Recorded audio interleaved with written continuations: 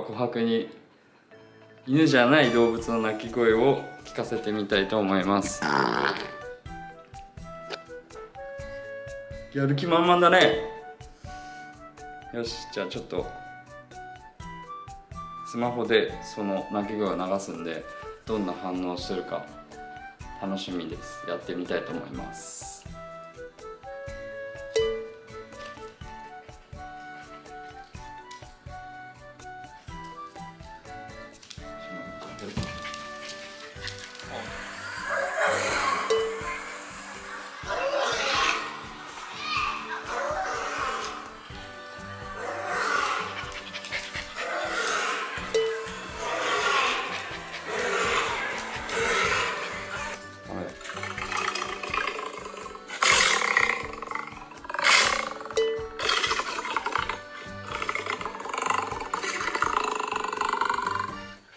お座りは？